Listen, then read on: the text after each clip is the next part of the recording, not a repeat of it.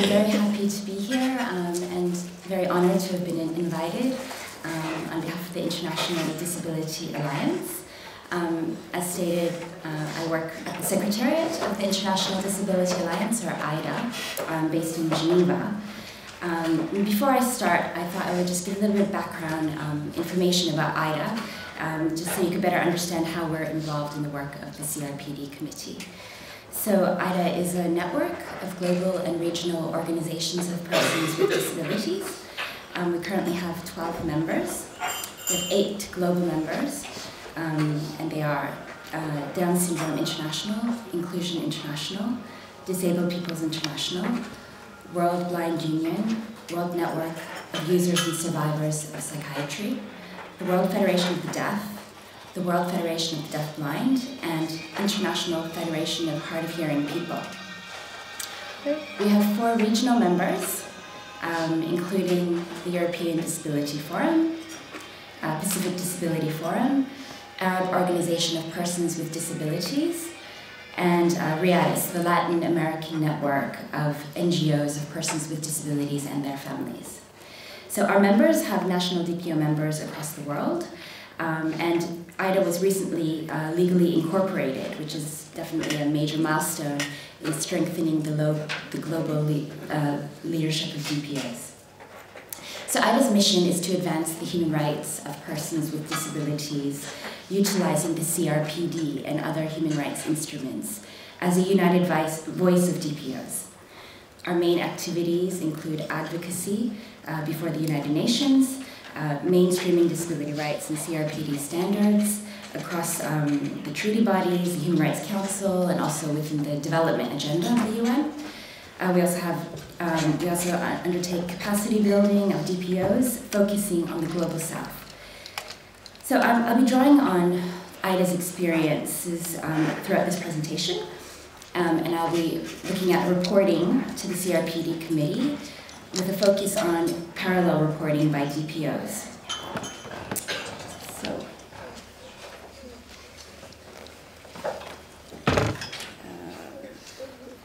there was a mouse here. We might get Elaine once you finish there to help. I think there's a mouse. No? Yeah, okay. Okay, great. Thanks. So hopefully by the end of this presentation, you have a better understanding of the reporting process to the CRPD committee, understanding of the process of drafting parallel reports and interacting with the committee, and also an understanding of other reporting opportunities for DPOs. Just to let you know, I'm using a PowerPoint and it's quite comprehensive. I'm not going through everything and no need to read everything at the moment. I think it will be made available to you later, so you could use that as a resource.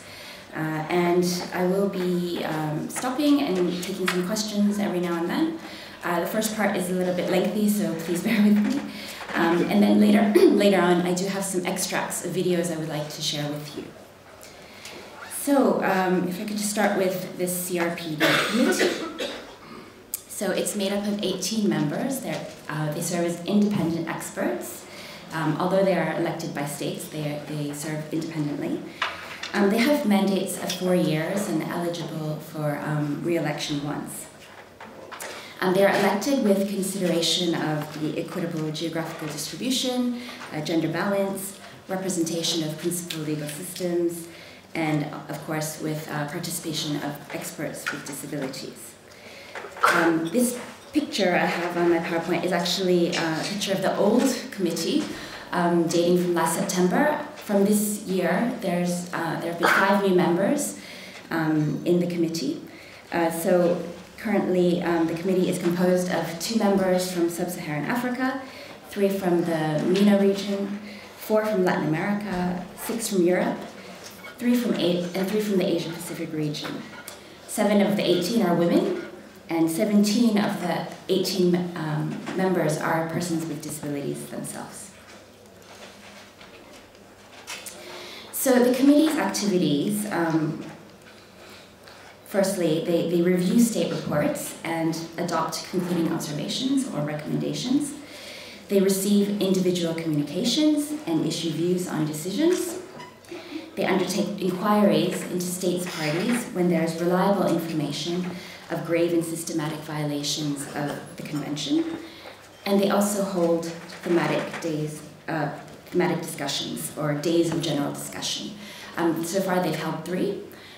In 2009 they held one on legal capacity, 2010 on accessibility, and just in April this year they held a half-day of general discussion on women and girls with disabilities.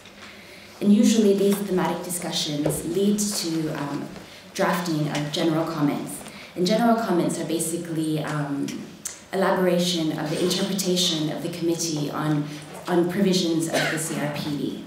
And currently, so they're working on general comments on Article 12, Article 9, and Article 6. So specifically looking at state party reporting, once a state party ratifies the convention, they need to submit an initial report highlighting the measures they've taken to implement the different provisions of the convention. And then that will be their initial report, and then every 4 years they're meant to submit a periodic report updating the committee on implementation measures. The committee has also issued reporting guidelines to help and guide states in their reporting obligations. And the convention itself and the reporting guidelines, and also the document of the committee called the Working Methods, they highlight the role of DPOs in the state reporting to the committee. So state parties are supposed to consult with DPOs in the elaboration of their state reports, to hear from DPOs what are their concerns, what are the challenges, which areas could be better improved. Of course, this does not always happen, or it doesn't happen effectively or meaningfully, which is why parallel reporting is so important. So basically, parallel reporting is reporting by civil society, and in the case of the CRPD committee, of course, DPOs, to provide information to the committee on all persons with disabilities with respect to their lived experiences of the enjoyment and exercise of all rights under the Convention, and of course covering the whole country. It's very important for DPOs to engage in parallel reporting because it's a key opportunity for them to raise their concerns. It offers DPOs a legitimate external source to which disability issues can be raised and addressed. It opens up public scrutiny of the issues and enables open debate. And parallel reporting's objective, of course, is to obtain strong recommendations by the committee directed to the government for better implementation of the CRPD.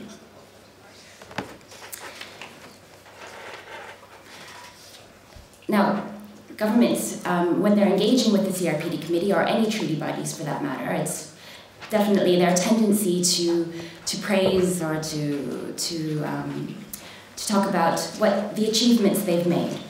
They like to show off on the measures they've taken, on the laws they've implemented or adopted, and they don't go so much into detail about the challenges that they're facing in implementing the convention, which is why the parallel report is so important for the committee to get a balanced and objective view of what are the major challenges and barriers to CRPD implementation on the ground.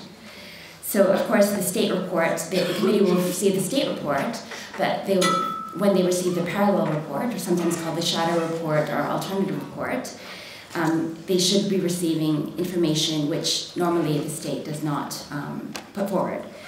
So a parallel report, of course, should not simply repeat what a state report says, but it needs to complement that. It needs to identify the gaps and highlight the priority areas, present specific, reliable, and objective information so that the committee can undertake an independent assessment of CRPD implementation in the country. Normally, a state report should highlight the challenges to implementation, looking specifically at where implementation is being blocked. It might be a matter of ineffective laws or discriminatory laws which need to be repealed or replaced. It could be that there are ineffective remedies in order for rights to be upheld. there might be not enough budget being invested into CRPD implementation. There could be a lack of training of personnel. So these are the concrete things that the CRPD wants to hear about in order to make really strong recommendations to the state. It's not about condemning the state for what it's doing or not doing, but really to engage in a constructive process to help the state in achieving CRPD implementation.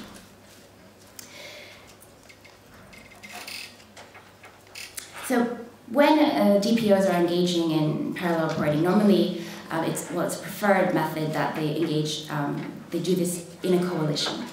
So this is just a few steps that DPOs might take in the elaboration of their parallel report. So building their coalition, having an initial review of the key issues, key priority areas of concern, conducting a legal review of how the CRPD is being lived up to in national legislation, analyzing the existing data, perhaps conducting additional research and data collection, to come to an analysis and elaboration of recommendations by all constituencies, and then, of course, to the final elaboration of the parallel report.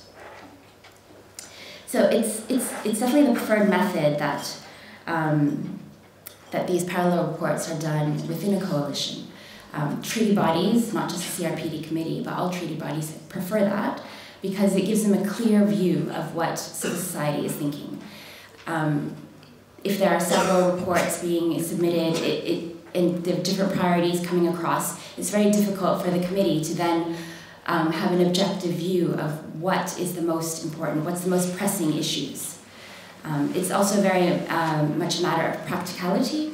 The committee and other treaty bodies, they have several reports to review, several countries to review, receiving very lengthy state reports, receiving many civil society submissions, so they don't have the time to read in depth several different submissions and to analyze the different articulate and perhaps the different the distinctions and priorities amongst the different reports.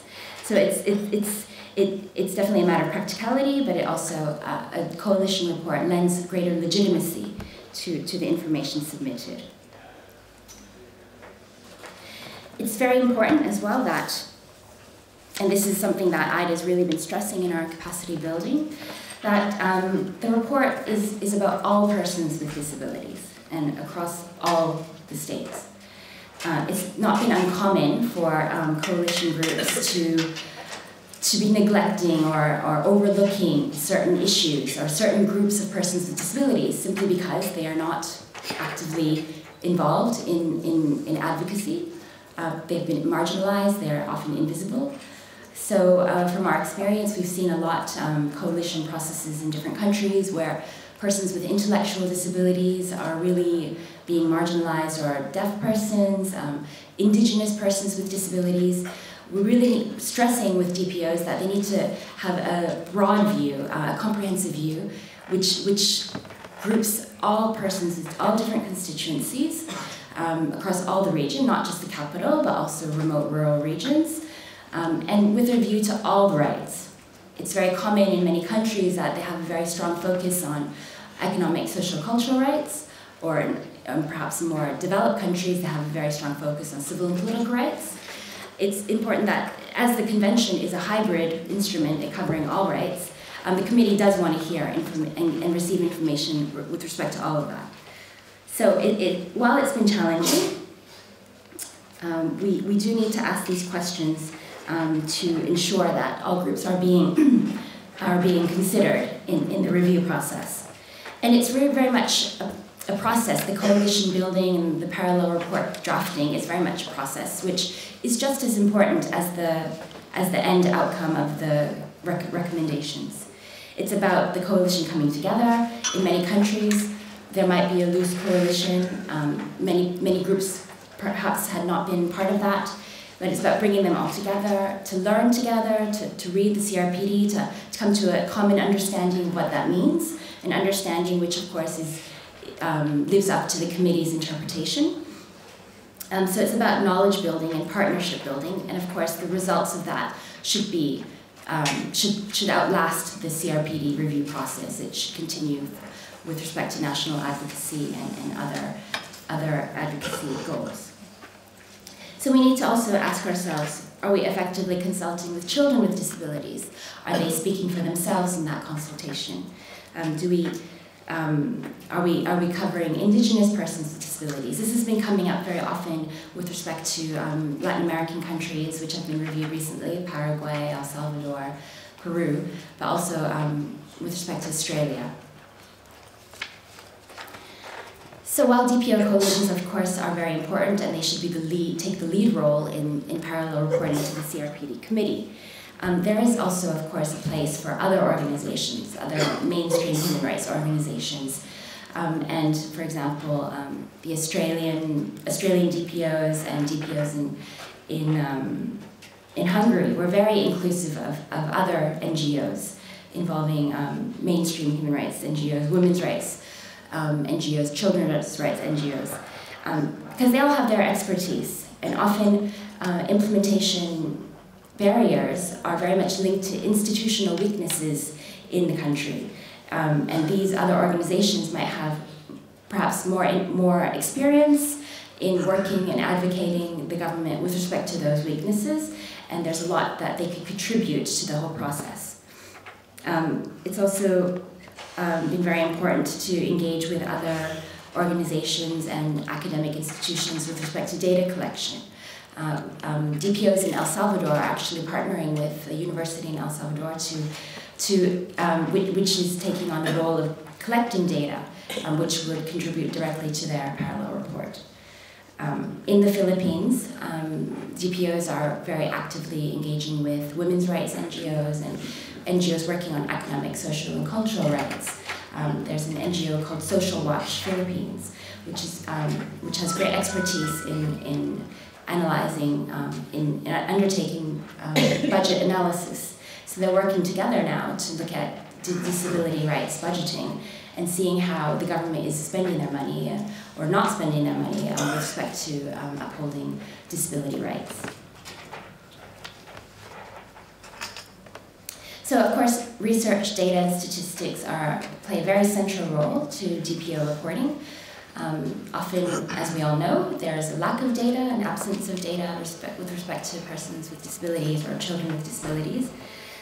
So it's about not only highlighting the data that's available through the government or through civil society or academic institutions, but also looking at what's not available and what DPOs can do to try to gather information.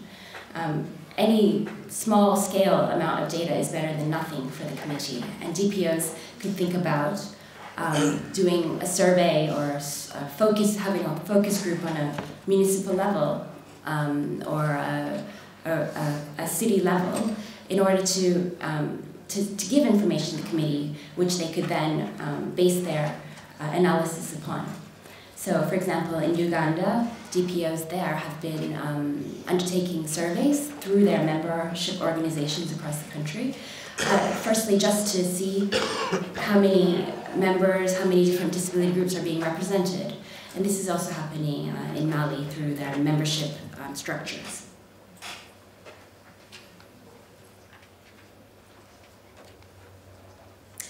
So just some key points on drafting a parallel report. Aim, of course, to be comprehensive, but highlighting the key issues and priorities.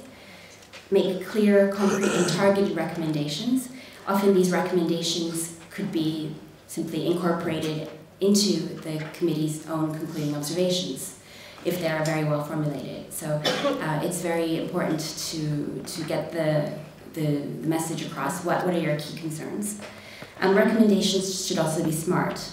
They should be specific, measurable, attainable, relevant, and time-bound. Identifying responsible actors, proposing a time frame for implementation. This helps the state to then implement those recommendations. If it's a simple recommendation to implement inclusive education, often the state does not know where to start, but if the recommendation identifies the actors responsible, the ministries, identifies specific actions to take, perhaps a law needs to be revised or training needs to be undertaken, budget needs to be allocated, that really acts as a guide for states to then take that forward and make that take that action. So IDA has developed a guidance document to help DPOs in the parallel reporting process. It really gives a clear outline of the review process, the different concerns they should be looking at under each provision of the CRPD, and that's available on our website, and available in English, French, Spanish, and Arabic. It has been, from our experience, we've seen that has been quite a help to DPOs starting off from scratch. So I'm just, before I stop to ask if there's any questions on this, I just wanted to give some examples of some good practices by DPOs in their parallel reporting. So I have one example from a DPO report on China, which, of course, it's very important in the beginning of their parallel report to highlight what are the systemic issues, what are the structural barriers to implementing the CRPD. And the DPO report on China was very able to clearly set this out. Firstly, setting out, the identification of persons with disabilities by the government is inadequate, which is reflected by their low statistic of persons with disabilities. That, of course, is linked with the narrow scope of an overall approach to disability. There's an inappropriate use of terminology by the government, which adds to the entrenching of the negative image of persons with disabilities in the country.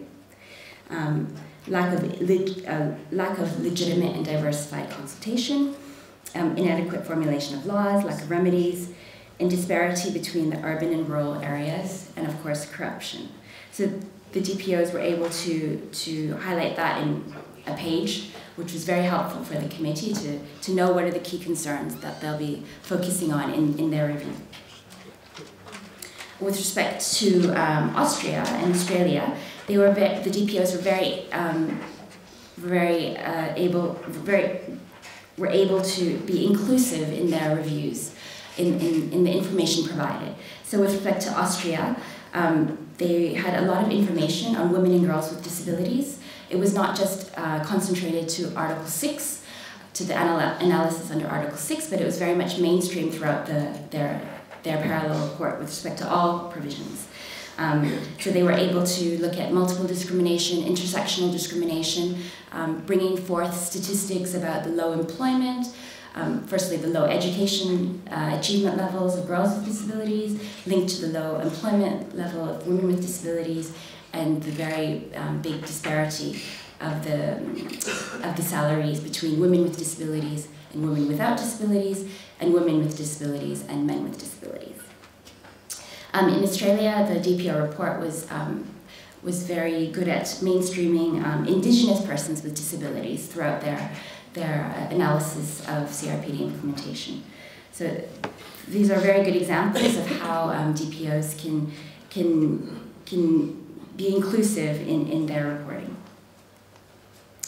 I have an example with respect to Japan. Of course, Japan has not ratified the CRPD yet, but this is an example linked to a report that they submitted to the Committee Against Torture, and I just want to highlight it because I think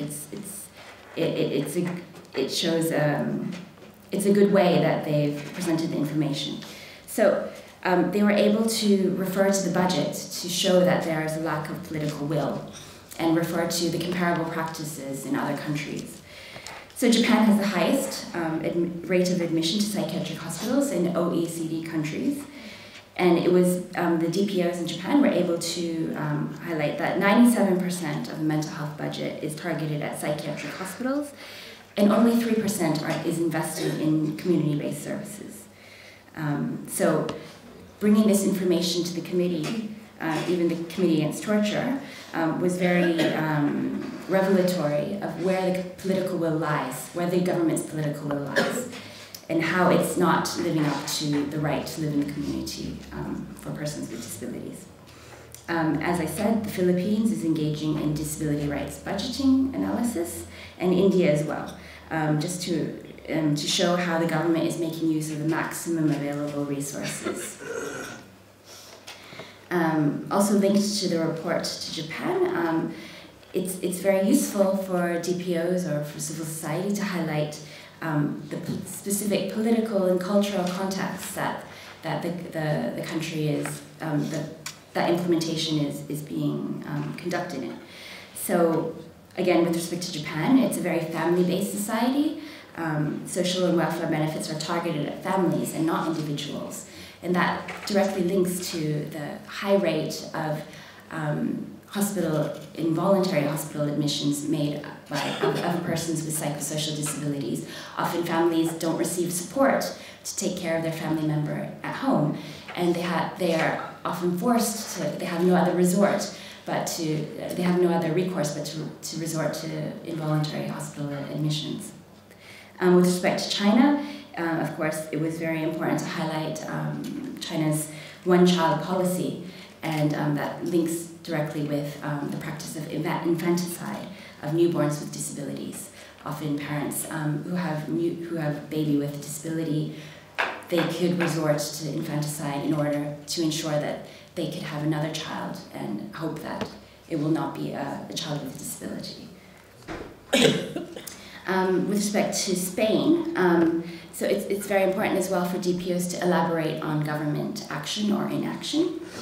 The state report of the Spanish government stated clearly that their legislation is in full compliance with Article 5. They have effective supervisory and sanction mechanisms in place. So the DPOs in Spain were able to rebut that. They said that the legislation is not in compliance with CRPD. Spanish law extends benefits and protection against discrimination to persons with disabilities depending on their degree of disability. So that is not in line with CRPD. Also, with respect to the supervisory and sanction mechanisms, the DPOs highlighted that there's no data available on that. There perhaps have been 10 complaints submitted, but they have no information on what the action has been taken with respect to those complaints, and also highlighted that the procedure is very slow. So in that way, as we can see, if the committee had just had the government's report at hand, they could very much believe all is well, but the DPOs were able to go into detail to highlight where the problems lie. So an example of recommendations which are smart, so concrete and constructive, DPOs in China highlighted the non-compliance of Article 14 of the convention in the country. So persons with disabilities are being deprived of their liberty based on their disability, and they made a recommendation to ensure that legislation permitting that is repealed, and that community-based services are developed, and that there is investment in ensuring that persons with disabilities who are institutionalized are moved out of institutions into the community. But they were very strategic because, of course, that will not happen overnight.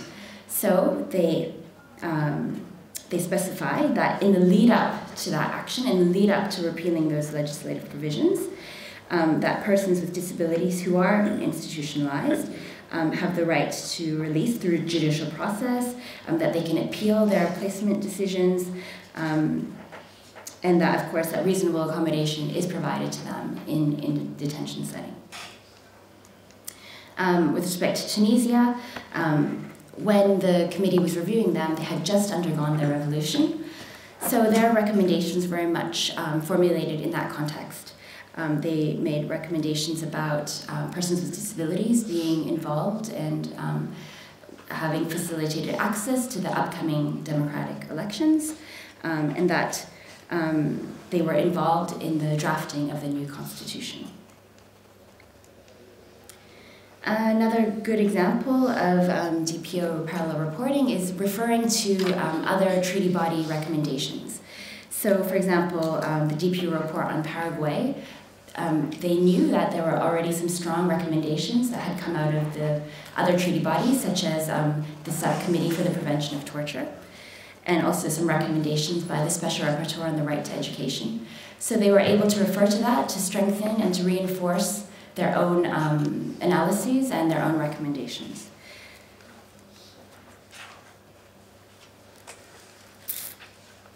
Just look at the time.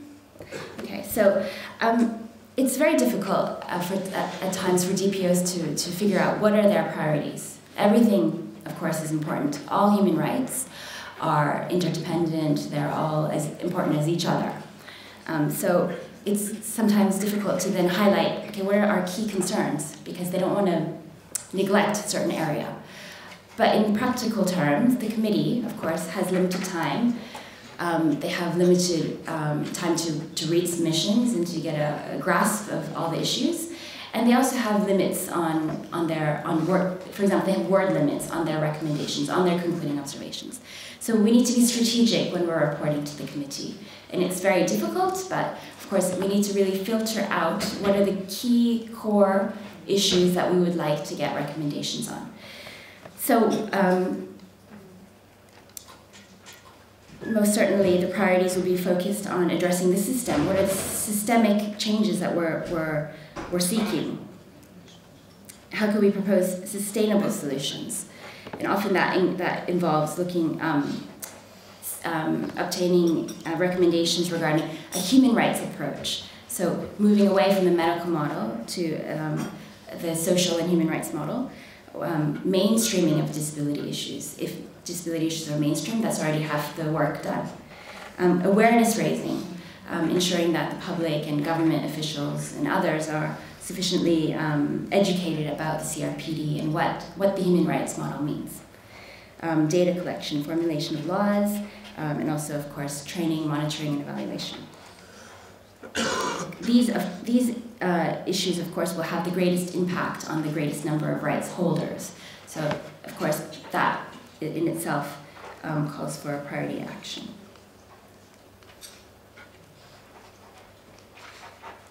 But, of course, we cannot neglect when there are flagrant discriminatory provisions and practices in a country. So they might not affect hundreds of thousands of persons with disabilities, but we cannot stand that these provisions continue because they are no longer acceptable under the CRPD. So, for example, the discriminatory provisions in the law for abortion with respect to fetal impairment. So this has come up, it first came up with respect to Spain. In Spain, according to the law, abortions can be carried out up to 14 weeks. But if there is a detection of a fetal impairment, abortion can be carried out up to 22 weeks.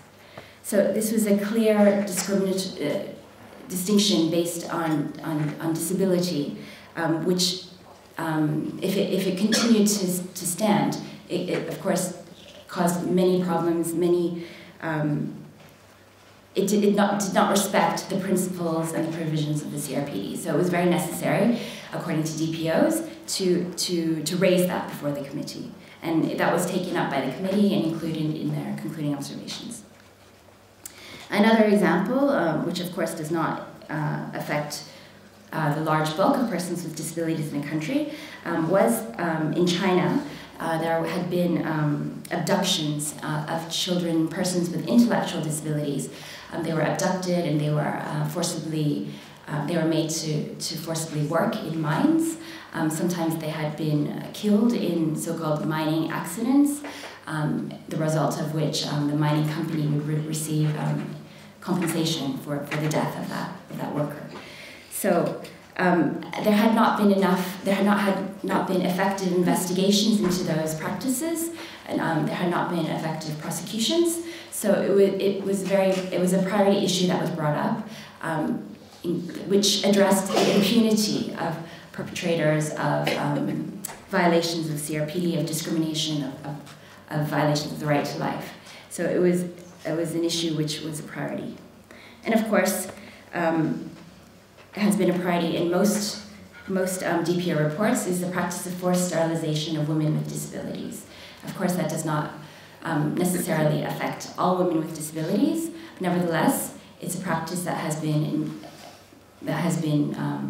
hidden, and it's a practice for which the law continues to permit and which needed to be addressed as a priority issue. So in coming to conclusions about what are the priorities, DPOs should consider the political climate, the legislative agenda, upcoming opportunities such as elections, and we can see that in the DPO reports. They have very much taken that into consideration. So I might just pause there to ask if there are any questions about this first part, about the parallel reporting. I'm going to go into more detail about the process before the CRPD committee, but first wanted to ask if there's any questions about DPO parallel reporting. Alberto. Yeah?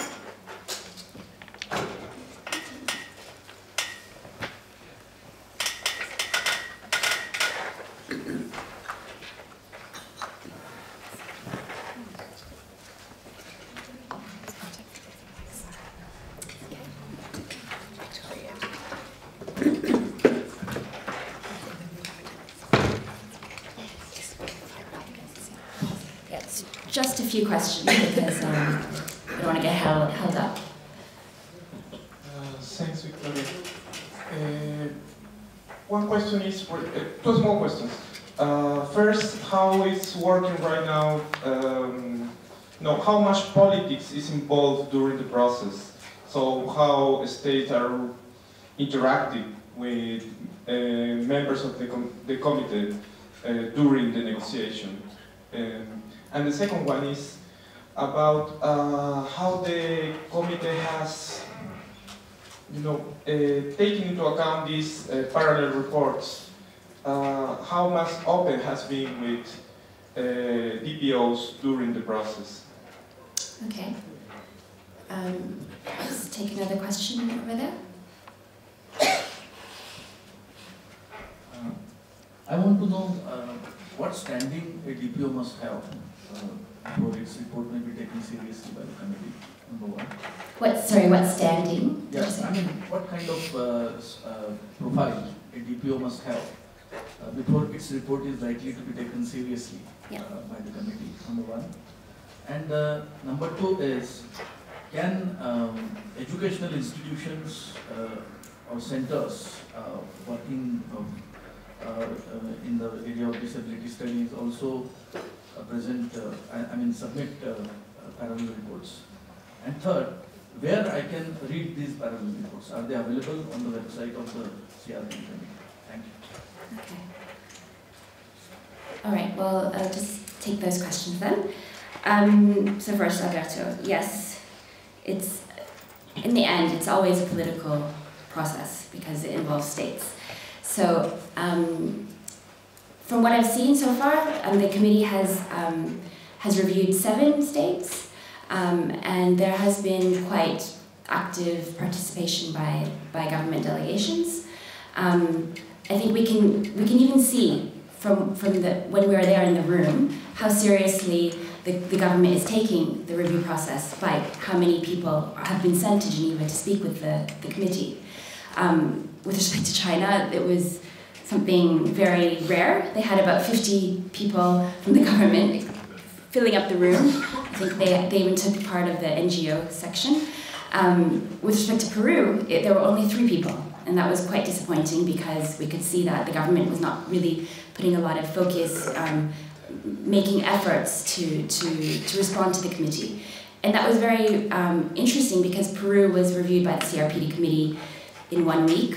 3 people attended from the government, from the delegation, and then it was reviewed by, I think it was the Committee on Economic, Social, Cultural Rights. It was 2 weeks later.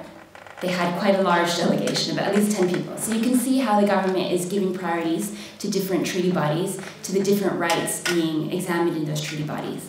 But nevertheless, governments have shown a lot of openness and willingness to listen to the committee.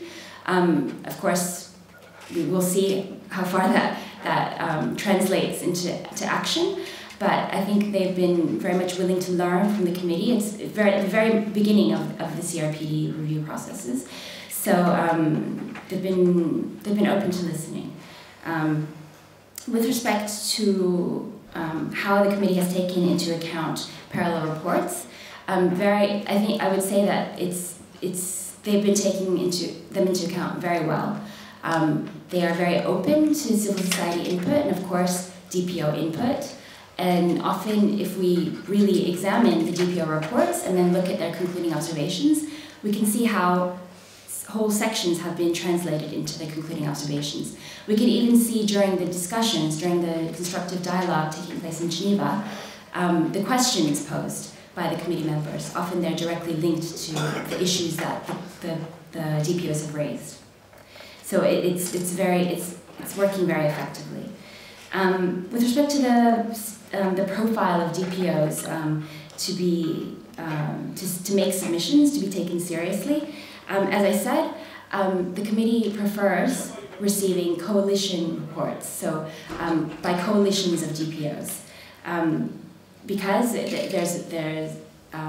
there's more weight given to that if it's supported by several different DPOs. In some cases, for example, in Paraguay, they've been supported by 50 different organizations. In Australia, the report has been endorsed by 70 DPOs and human rights organizations. So it's just a lot easier for the committee to receive those coalition reports. Of course, they will receive reports coming from individual DPOs as well, but if they know how many organizations are behind it, they will give that weight accordingly. With respect to educational institutions and academic centers, yes, of course, they can also make submissions. Again, if they can partner with DPOs or DPO coalition, that just facilitates the interaction with the committee and facilitates the coordination of issues and how the information is presented. And finally, where to read the parallel reports. On the committee website, they have a website for each session, and they post the DPO civil society reports which are submitted on that country, which will be examined in that session. On IDA's website as well, we've also regrouped all the different DPO reports, so you can also have a look at that on our website. So, I might continue now to look more at the reporting process, look at the different stages of the review. So I've got this circular schema up on the PowerPoint, which shows the different stages of the review before the CRPD committee. So it starts off, of course, with ratification, after which the next step is for the state to submit its initial report. Once that's submitted, the committee undertakes a preliminary review of that report, and it adopts what's called the list of issues. The list of issues is simply a list of questions that the committee sends to the state, asking for clarification on certain issues. Perhaps they did not understand certain parts of the state report, or they did not have enough information or statistics with respect to a part of it. So it's just a list of questions which the government should reply to within 2 months. And it's an official reply, written reply, and of course that reply is also translated. So the state report, the committee's list of issues, and the written reply are all translated into the UN languages, and of course the concluding observations. So once the government sends its written replies, the next stage is for the interactive dialogue which takes place in Geneva. So the committee members will be there, the government will send its delegation, they will review the state report within 6 hours, so it's a whole day of the committee's time. The head of the government delegation will first open with general overview, or perhaps some updates since the state report was submitted, which lasts about 15 to 20 minutes. After which, a committee member who is particularly designated as a country rapporteur on that country will take the floor and start asking their questions. So the committee usually examines reports through clusters. So it would start with, for example, Articles 1 to 5 or Articles 1 to 10, and look at Articles 11 to 20, and then Articles 21 to 33. So by the end of the session, they would have covered all articles and heard the government's information on implementation of all CRPD articles. After the dialogue, the committee will meet in a closed session to adopt the concluding observations. So the concluding observations are simply recommendations directed to the government, highlighting the areas in which they really need to work to improve implementation of the CRPD. In the concluding observations, it's a practice that the committee has been doing now since the review of Peru.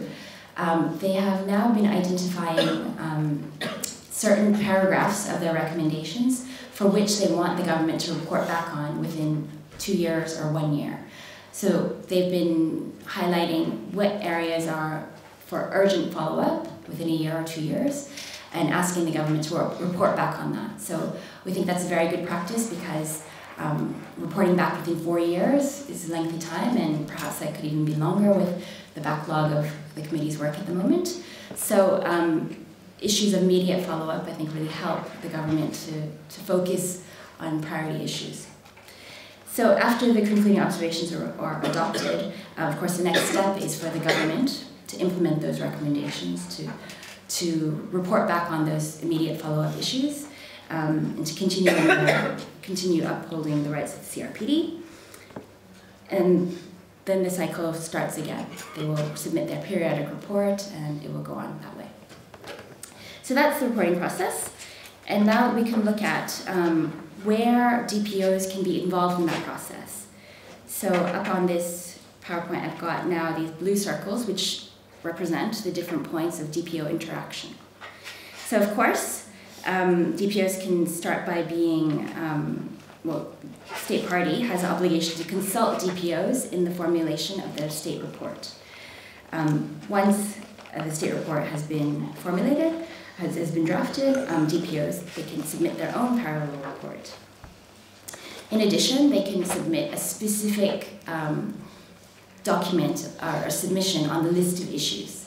So together with their parallel report, which covers everything, then they might decide to make a submission which is shorter, which looks at the list of issues, which highlights priority issues and proposes certain questions that the committee might consider incorporating into the list of issues sent to the government. So that's a written submission, but there's also time for and space for DPOs to come to Geneva to hold a briefing with the committee before the committee officially adopts their list of issues.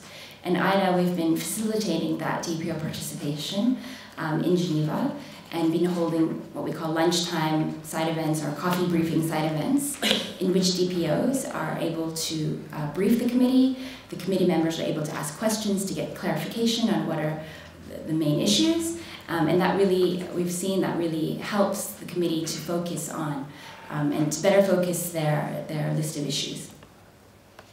The committee sends its list of issues and awaits the government's responses.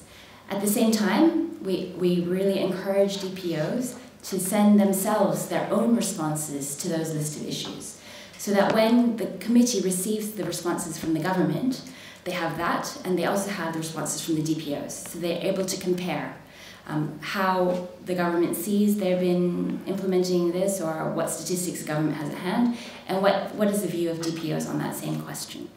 So together, that really facilitates the committee's review of the concerns. The next step, of course, will be the interactive dialogue. And before the interactive dialogue takes place, there's also space for DPOs to come to Geneva. There are two different briefings that have been taking place. One is during the formal session of the committee, they have made some time available for DPOs in a private session, so it's only open to DPOs. States are not allowed, of course, to brief the committee. And that's really useful because there's interpretation provided, and they're able to brief the committee. Often there's not enough time for committee members to ask questions, but it's a good opportunity for them for DPOs to address the committee. And then, of course, we again hold a side event during lunchtime or in the morning for there to be more time for exchange between DPOs and committee members. And that's very useful for committee members to really focus their questions that they're going to be asking the government delegation during the dialogue. Of course, the dialogue will take place. DPOs will be present, but of course they do not have the right to speak during those dialogues. But again, it's very important for DPOs to be present, to listen, to follow the dialogue. There's often breaks where where the government delegation meets in private in order to prepare their answers to the committee's questions. In these breaks, of course, it's open for DPOs to approach committee members. They might say, well, the government's response on that was completely inadequate. They forgot to mention this, or that's completely erroneous what they said, or just to provide clarification, as the DPOs are the ones with the experience and expertise on the ground. Once the concluding observations are adopted, we say that this is actually where all the work starts for DPOs. That's where the hard work actually starts. To take those recommendations of the committee and to make them mean something on the ground in the country. So to take them and to advocate, to propose to work with the government, to work with different actors, to ensure that those recommendations are translated into real action. So those are the different steps of the review process and the ways that DPOs can participate in that. As you can see, there are several different opportunities for DPOs to engage in face-to-face briefings with the committee. The side event on the list of issues, the private formal briefing to the committee members, the side event before the dialogue, and of course we also facilitate informal meetings between DPOs and the country rapporteur, or DPOs and other members of the committee, so that they have more time to discuss more freely. There have been occasions where DPOs were not able to come to Geneva to present to the committee for different reasons. The first country under review, Tunisia, they had just undergone their revolution, and they were not able to engage in the reporting process. So of course, we still wanted committee members to hear what were the concerns of Tunisian DPOs on the ground. So IDA was able to visit Tunisia, to gather together really grassroots level DPOs, to hear from them, what are their concerns, what do they want to get out of this committee review process, what will help them the most in continuing implementation of the CRPD. So we were able to present a submission in their name, and also to brief the committee on their behalf. With respect to China, to mainland China, of course we all know the security concerns that are posed to human rights NGOs and of course DPOs as well. They were not able to, well, it was their choice not to come to Geneva because they felt the risks were too high. But before the review took place, we were able to engage with mainland DPOs and DPOs from Hong Kong, in Hong Kong in a training workshop, to hear from them their main concerns, and drafted together a submission. Of course, their names do not appear on that. They wanted to submit that anonymously through the help through IDA. So we were able to do that for them and to present the information to the committee on their behalf. Of course, our role is really to facilitate DPO participation, and we try to overcome the different obstacles which are facing DPOs in real-life situations. So I just have some pictures up of DPO briefings to the committee. There's pictures from the delegation, DPO delegation from Paraguay, from Hong Kong, and from Argentina.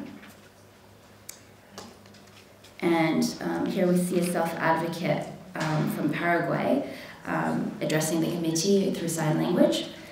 There's also pictures of DPO delegations from Australia, Austria, and El Salvador. So I just want to stop there. I still have more, but just stop there to ask if there are any questions on the review process, on the DPO interaction in Geneva. Yes. I would like just to hear your view of the situation that we had in Serbia.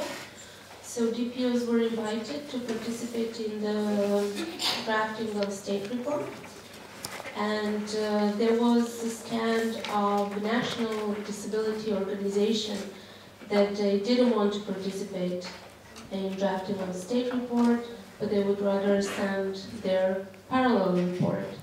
So could you comment on that? I mean, how, because I believe that DPOs can both participate in helping state to draft the report, but also submit their independent report. So I was just wondering whether you can comment on that. Thank you. Sure. Perhaps take a few other questions. Yeah.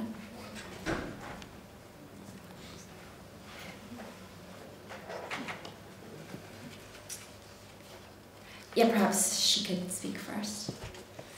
Me? No, behind you. And you talk about shadow report from DPOs in China, and as I'm aware of, the DPO could not go to Geneva for the meeting. You also talk about strategies for IDA to hear from DPOs in China concerning political issues and the atmosphere. I wonder how IDA can promote and help DPOs to have open dialogue with the government, and so that the two sides can represent a comparatively true picture of the disability rights situation in different countries through the evaluation process. I mean, talking with DPOs privately is helpful to get a true voice, but I would think initiating an open dialogue between the government, the state, and the DPOs in their own countries would be more helpful and sustainable. Thank you. Yeah, I've got a question regarding the involvement of DPOs after the concluding observations have been published. You said there are ways to facilitating the implementation of those recommendations in the state party. Would you have promising examples that you could refer to, or that could serve as sort of good examples for countries like Germany to how this could be done?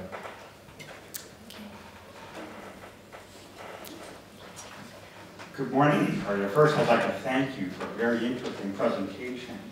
I'm just curious to know, you were talking about points of engagement with the committee, and you listed a number of them. I wonder if IDA or other organizations have also given consideration to using the Conference of States Parties as an opportunity to engage with members of the committee, because certainly those folks, or some of them, participate in those meetings in New York City. And I know NGOs from the Americas, for example, often find it easier to get to those than they do to meetings in Geneva and so on. Okay. All right, so let's start with those questions.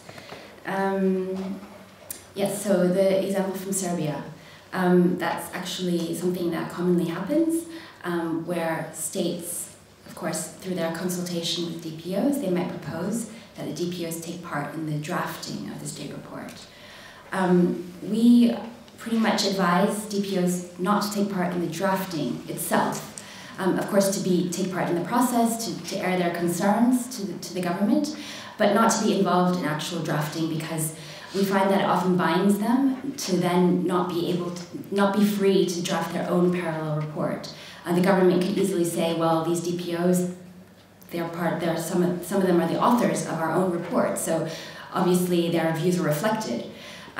So in order to counter that argument, we would rather propose that DPOs, they take part, they give their views, but they do not take part in the actual drafting, so that they are free to draft their own report and give their own views. Of course, the government may not reflect their views in their own report. That's up to them, and often that's the case. Which is why the parallel reporting process is all the more important, that DPOs can independently say and share what their views are through an independent report. With respect to China, certainly we encourage DPOs to work with the government, to have open dialogues with the government, to ensure that CRPD is implemented. CRPD cannot be implemented without DPOs. We know that Article 4.3, the state has an obligation to actively involve and closely consult DPOs in the formulation of laws and implementation of all aspects of the convention. So in that sense, definitely DPOs have a huge role to play. However, in certain countries' situations, and of course we cannot say which are those countries' situations, but we have to trust that the DPOs know that themselves.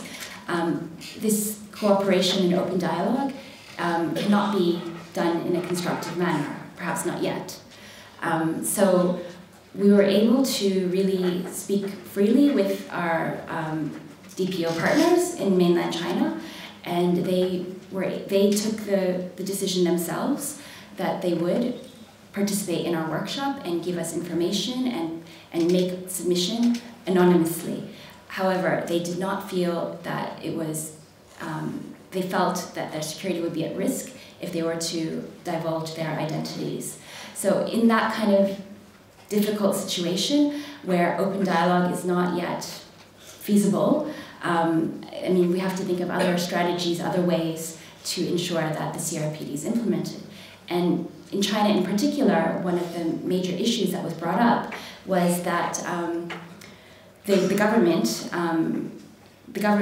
claims that it consults with DPOs and it consults with the China Disabled Persons Federation, which, from what we've heard, is another arm of the government, so it's not independent representation of DPOs.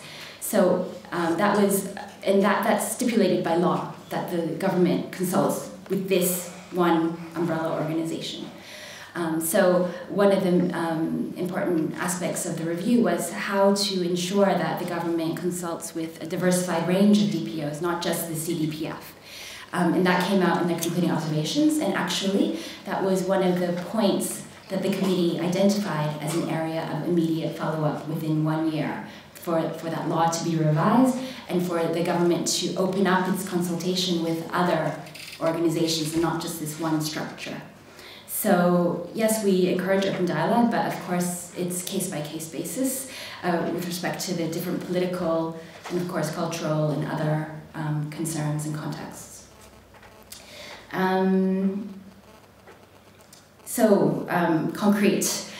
Concrete examples of how DPOs have been involved in the concluding observations implementation. Well, with respect to Tunisia, there were some concrete concluding observations on the elections, the first democratic elections in 50 years in Tunisia, and also on the drafting of their new constitution, that DPOs are involved. And that was very much, that was carried out. DPOs were very active in calling on the government to ensure that that the elections would be accessible, that the elections would be open to all persons with disabilities, and they were very active in training and in interacting with the government and how to ensure that that would work. With respect to the new constitution, they're also involved, they're still involved in the drafting of that constitution, and they're currently working on ensuring a specific provision on the rights of persons with disabilities in the Constitution. It hasn't been easy, but they have been working with other human rights organizations and other experts to ensure that the new Constitution will include them. Other examples, with respect to Peru, at the list of issues stage, it was raised that there had been the removal of, it was over 20,000 persons who were largely persons with intellectual disabilities from the electoral register. After the committee adopted their list of issues and highlighted a question on the right of persons with disabilities to vote, the Peruvian government already took steps. Between that time and their constructive dialogue, took steps to try to reinstate those people in the electoral register. Of course, there were other barriers involved in that, but there was some steps taken thanks to the DPOs lobbying on the ground and active in that area. I will need to think about that more, but I will get back to you on that. But yes, we, as I said, the recommendations cannot be implemented without DPO participation, and that comes out very, very clearly throughout all concluding observations of the committee, that DPOs are involved in every aspect, that they're consulted, that they're part of the national monitoring mechanism, that they're part of they're involved in the development of accessibility standards and all aspects of implementation of the CRPD. So I might just now try to show you if there's any. Does anyone have any other pressing questions? Sorry, Victoria, can I just, there's interference coming in from a mobile phone. I don't know if anybody has a mobile phone on them near a microphone, but can you just be conscious of that, because it's actually, I think it's quite disturbing for people. I know it's hard for speakers to deal with it. So, you know, we can turn off all mobile phones, or else we can just make sure that whoever that person is with the mobile phone, we won't point you out, but if you could put your phone off, away from the microphone, that would be appreciated. Thank you. Sorry, Victoria. Yeah. Okay, so I wanted to show a few extracts of the webcasts that we've been undertaking of the CRPD committee reviews. So since the review of Peru, IDA has been webcasting live the committee review sessions, and they've also been archived on a website so people can watch them afterwards. So I will try to access.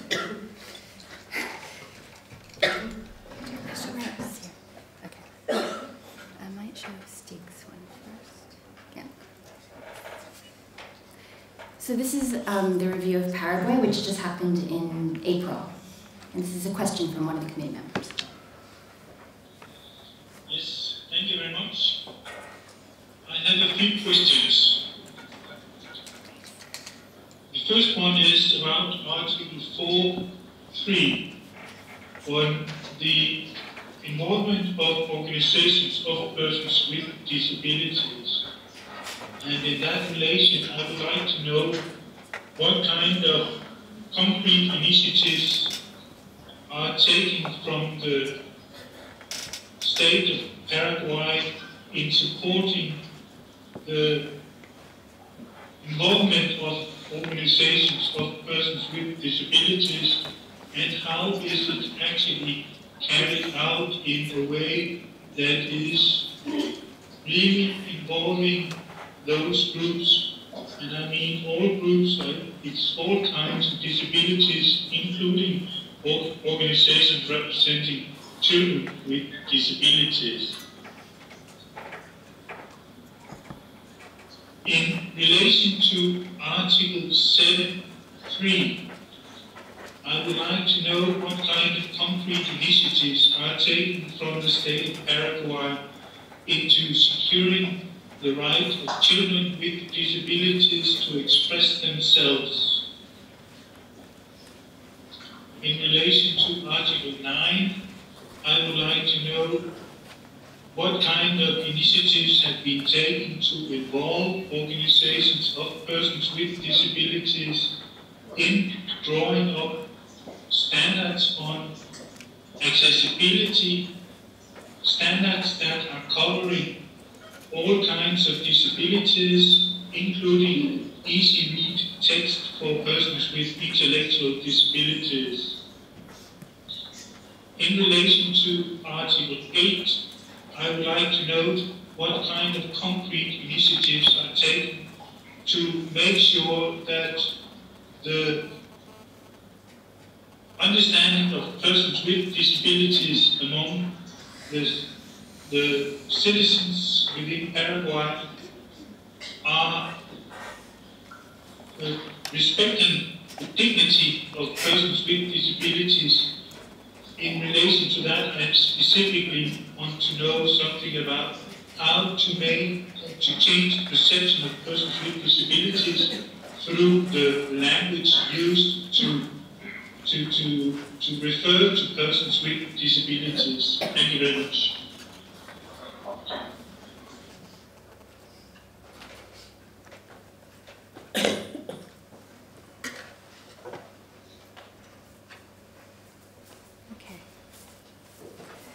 So I just wanted to show that because it really highlights how the committee is looking at DPO participation. As you can see, it was very much about DPO participation, but not just DPOs in general, but looking at specific groups, ensuring that all groups of persons with disabilities are covered, are participating, are consulted, and as we could see, Mr. Langvad specifically identified children with disabilities, persons with intellectual disabilities, because they are often overlooked, where they are often not information available in easy to read, plain language for persons with intellectual disabilities and children with disabilities, which means that they are not able to participate on an equal basis with others. So just that would, of course, these concerns were raised directly by Paraguayan DPOs, and we can see that in their concluding observations adopted by the Committee on Paraguay, they were reflected. So, firstly, the committee called on the government to harmonize legislation, to promote plans and programs on disability with a focus on human rights, to include transversely people with disabilities in all elements, including in the National Human Rights Plan. Other concluding observations that the committee has made with respect to this have been to ensure the human rights model of disability, an inclusive definition which embraces the human rights model, including persons with psychosocial disabilities. So we can see that they are very much looking at the broad scope of persons with disabilities to ensure that nobody is excluded. On DPO participation, with respect to Paraguay, the committee recommended the government to establish a permanent consultation mechanism with organizations of persons with disabilities, taking into account the diversity of disabilities represented, including children, women, and indigenous population. So knowing that those groups have been most often marginalized, they made the point to explicitly include them. With respect to accessibility, the committee made a recommendation for control for the participation of organizations of persons with disabilities in the monitoring of compliance of control mechanisms and sanctions regarding accessibility.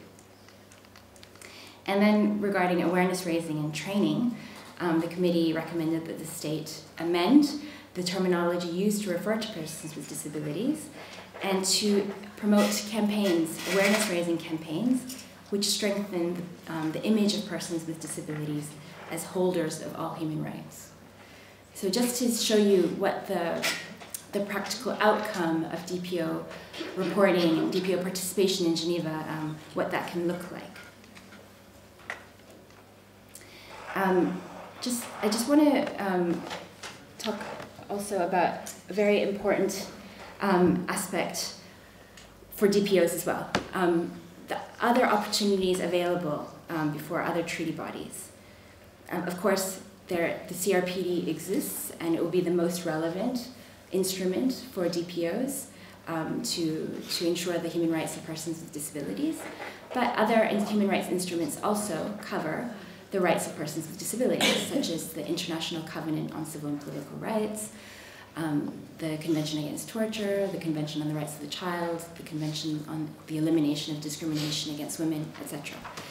All those instruments, they also cover the rights of persons with disabilities.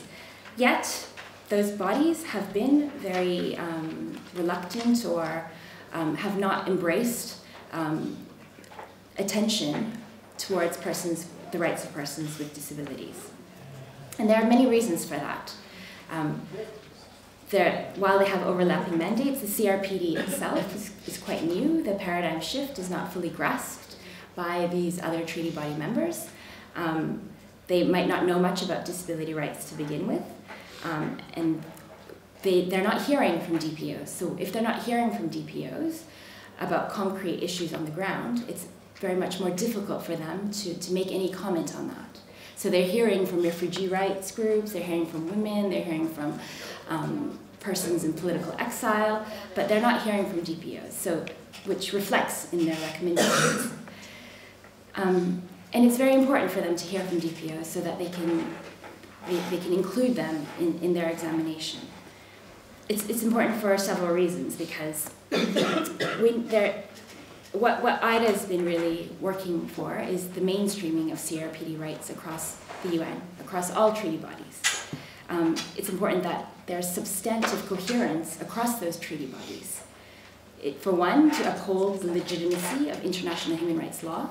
It would make no sense for one treaty body to be saying one thing on, for example, inclusive education, and the CRPD committee to be saying something else.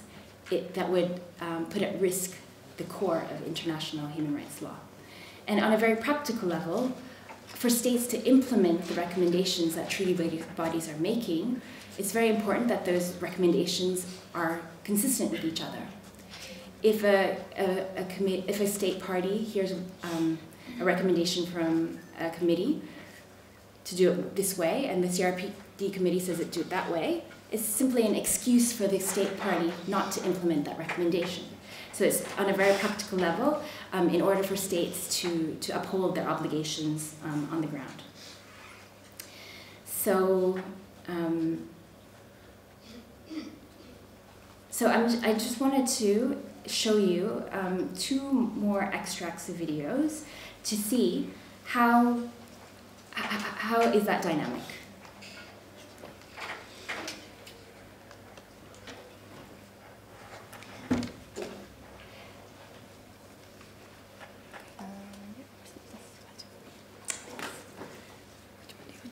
I want to show Gabor's question. Thank you, Mr. Chair. I have questions on Article 12 and articulation to disabilities. This is a very difficult situation, I understand. Do you have an estimate of the magnitude of the problem of about 14? On Article 14, I understand that the Ombudsman of the country and civil societies, domestically and internationally, expressed concerns about a recently adopted law, namely the law number 29,737, which is an amendment to the General Health Act, and which introduced a new way, in addition to the already existing ones, to deprive people with, again, outdated terminology, mental disorder, including people with addictions, to deprive their right to liberty. I would like you to explain what measures your government is planning to change all the domestic legislations to ensure that all persons with disabilities, including people with intellectual disabilities and people who are diagnosed with mental disorder, people with psychosocial disabilities, can enjoy their right to liberty on an equal basis with others.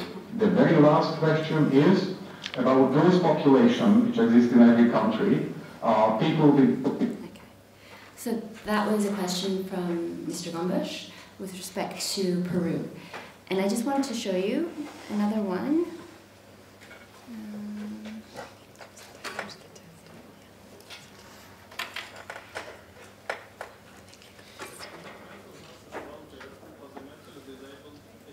Operating parameters. So, sorry, this is a member of the Committee Against Torture, and this is actually a review on Japan. However, it's on the same issue of mental health. Sorry for this watermark.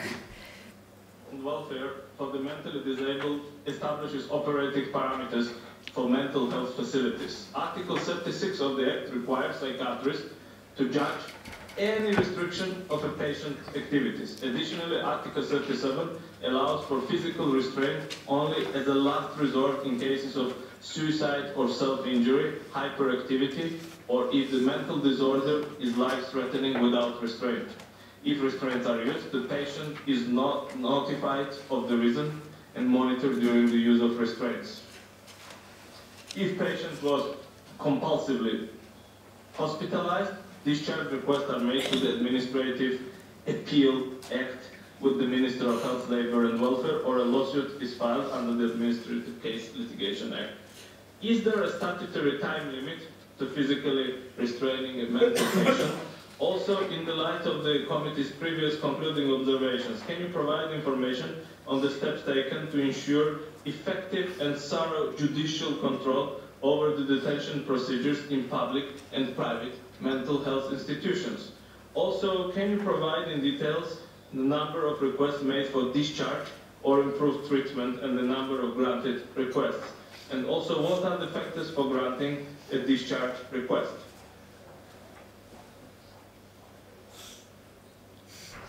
Also, it has been reported that Japan has one of the highest rates of the involuntary patients held in mental health institutions. And usually, the length of the stay is quite big. Can you also provide us with the information what is the reason that outpatient services in Japan are not well developed and most of the patients requiring assistance by the mental health institutions usually end up being institutionalized? And if there are any steps to develop outpatient services and to drop down the number of institutionalized persons held in the mental health institutions? Also, can you provide us with more detailed information? What is the involvement of the courts when the involuntary placement decision is taken by the facility itself? Now let's move on. Okay. So I wanted to stop there and ask some questions to you about that, but I think we don't really have time because I still have some stuff to share with you. You have 5 minutes. Okay. So maybe I'll just quickly finish this and then we can see. So yeah, we can see that there's definitely different priorities of focus by the CRPD committee and the Committee Against Torture when it comes to issues, common issues such as mental health care of persons with disabilities or deprivation of liberty on the basis of disability. And while these two reviews, of course, benefited from the input of DPOs, so Peruvian DPOs, with respect to the question from Mr. Gombush, and with respect to the question from Mr. Taguchi of the CAT committee, our colleague from Japan was there with user survivor of psychiatry, and was able to brief the committee, and we had a separate meeting with Mr. Taguchi before the review. Yet, we can see that there are different areas of focus, and that is reflected in the recommendations. So, looking at the recommendations of the CRPD committee with respect to Peru, the committee calls on the state party to repeal the law in order to prohibit the deprivation of liberty on the basis of disability, including psychosocial, intellectual, or perceived disability. It's very clear. It then goes on to urge the state party to investigate allegations of inhumane degrading treatment in psychiatric institutions, and to ensure that persons with disabilities are included in the community and released from these institutions. Whereas the concluding observations of the CAT committee, they're very much focused, as we could tell from his questions, they're focused on the control mechanisms, on what are the legal safeguards in place to ensure that there's review of placement decision, that there's effective appeal mechanism, that the use of restraints in solitary confinement should be avoided or applied as a measure of last resort. I mean, obviously, these things are not CRPD compliant, and this is what this is what I'm trying to address: the fact that different treaty bodies are developing different standards on the same issues, on issues which concern persons with disabilities. It would be a great pity for the CRPD to be watered down through the development of standards of other treaty bodies. While DPOs worked so hard to get this convention and were participating so heavily in the formulation of the CRPD, and the innovation which it represents, the paradigm shift which it represents, it's just as important for DPOs to engage with those other treaty bodies which are also looking at the same issues. Or the risk will be that, like this, divergent standards will be developed which conflict with each other. So this was a very disappointing result for the Japanese DPOs and for IDA, for the World Network of Users and Survivors of Psychiatry. And we are currently engaging in advocacy to show the CAP committee why we are not satisfied with their recommendations, and in urging the different committees to engage with each other, to exchange with each other. So I will just finish on final recommendations or tips for DPOs. So to ensure that they're inclusive, for DPOs to be inclusive, to ensure that they're covering the rights of all persons with disabilities and with respect to all their rights, that they're proactive in reporting to the CRPD committee, working together with other stakeholders such as mainstream human rights NGOs, that they seize other opportunities to participate before the other treaty bodies. And it could be a very simple matter. It could be that they have already drafted their parallel report to the CRPD committee and reporting to the convention, the Committee Against Torture, the Committee on the Rights of the Child. It would be just a matter of extracting the relevant sections of their larger parallel report and presenting that information to that other committee. Or it could be a trigger to the whole parallel reporting process for countries which have not yet been under review by the CRPD committee and will not be for many years, or for countries which have not ratified the CRPD, that they have recourse to other human rights mechanisms to receive really strong recommendations. So, for example, with respect to Brazil, they had not been under review by the CRPD committee and will not be for some years now, but the DPOs were able to come together to work on a submission to the Committee on the Elimination of Discrimination Against Women. And that really triggered them working more closely together, thinking about which issues they want to raise and which issues they will continue to focus on in the elaboration of their report to the CRPD committee. So it's very important to seize those opportunities to mainstream CRPD standards across the board, across the UN and across regional human rights mechanisms as well. So there's just the IDA website and my contact details and the website of the Treaty Body webcasts. So you can have a look at them. They're in the archives to really study them, to get to know what are the focuses of the CRPD committee, to better be able to work with them and to uphold their interpretation. So thank you for your attention. Oh, and one more thing, I overlooked Steve's question on the Conference of States Parties, so I will just quickly answer. So yes, I agree that the Conference of States Parties is definitely a very good fora for DPOs to engage with committee members. Of course, they will all not be present, and however, there will always be a few of them there. And I believe that inviting them to side events, inviting them to have informal meetings is very important. Of course, they will perhaps not be in the mode of hearing concrete information specific to your country if your country is not going to be reviewed yet. But to engage with them, to find out their views, their priority concerns as a committee, as an individual member, I think is very important. So any different means to interact with the committee members, who are all very open, I think is very important. So thank you for your attention.